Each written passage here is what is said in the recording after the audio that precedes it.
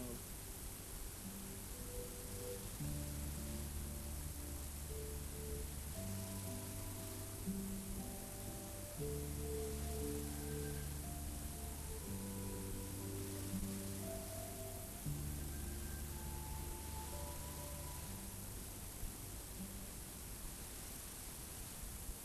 Les animaux ont recours à diverses ruses pour se protéger des prédateurs. Les sauterelles apparaissent également avec l'arrivée des plumes. Inertie et homochronie sont leurs mots d'ordre. Le désert est le terrain de chasse de nombreux prédateurs.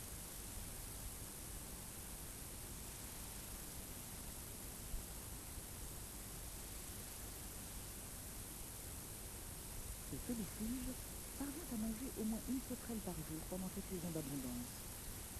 Malgré les apparences, le solifuge n'appartient pas à la famille des arachnides.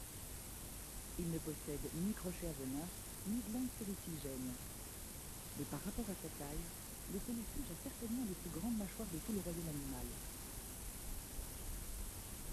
Il sectionne d'abord la tête de sa proie pour ensuite atteindre les autres parties du corps jusqu'à la dernière miette.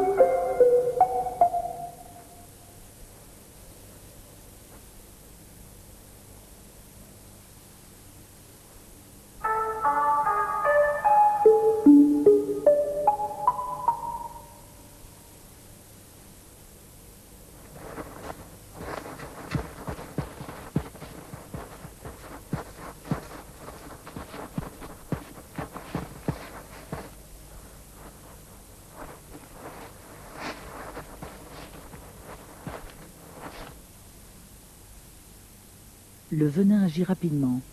Après avoir soigneusement remis en place ses mâchoires, le crotale se sert de sa langue pour retrouver la trace du lézard agonisant.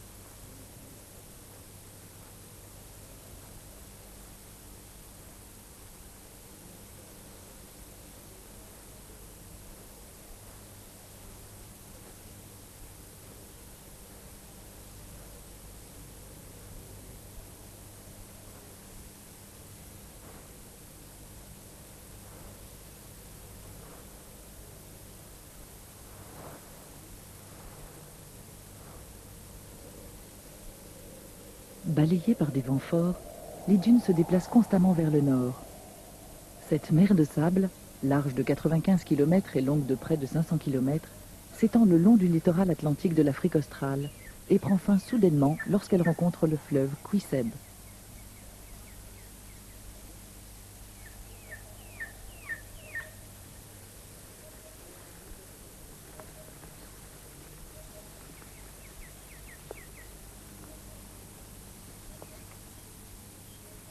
Le désert du Namib est partagé en deux par la vallée du Kouisseb. Au nord de celle-ci se trouve un rec de cailloux et au sud un ergue de dunes dont le sable se déverse sans cesse dans le lit du fleuve. Une fois par an, ce sable est acheminé jusqu'à la mer. Ce fleuve est alimenté par les précipitations qui tombent non pas dans le désert, mais dans les montagnes, à plus de 150 km à l'intérieur des terres. Sa température corporelle grâce à de rapides échanges d'air. Une méthode ingénieuse en comparaison aux autres espèces d'oiseaux.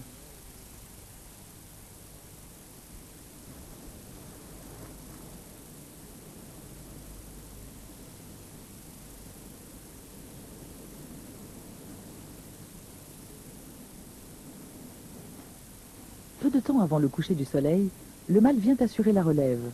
Ce dernier couvra les œufs jusqu'au petit jour.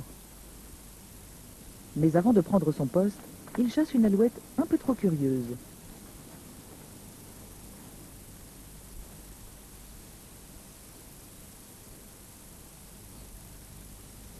Le lendemain matin, l'alouette vient à nouveau importuner le Ganga tacheté mâle.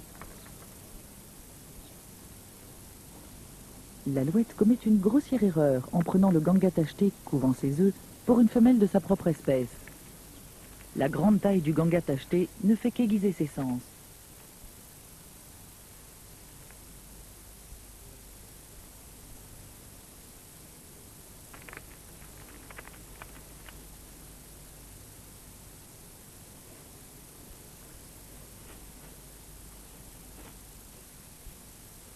Les jeunes Gangas tachetés se nourrissent essentiellement de graines séchées et doivent s'abreuver quotidiennement.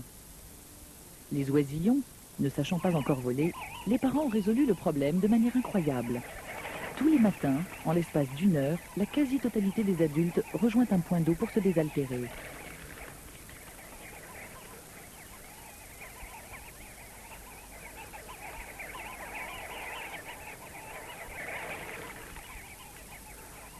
Certains prédateurs viennent également s'abreuver ici.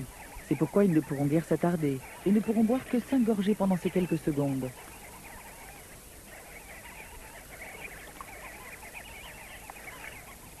Mais les mâles restent plus longtemps pour immerger les plumes de leur poitrine, lesquelles sont spécialement conçues pour transporter de l'eau destinée aux oisillons.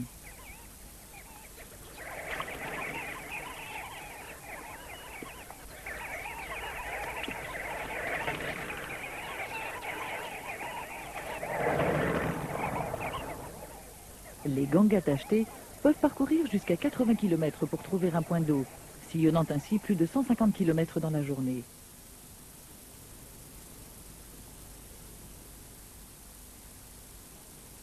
Le père s'approche délicatement de ses petits. Même les nouveau-nés savent où s'abreuver.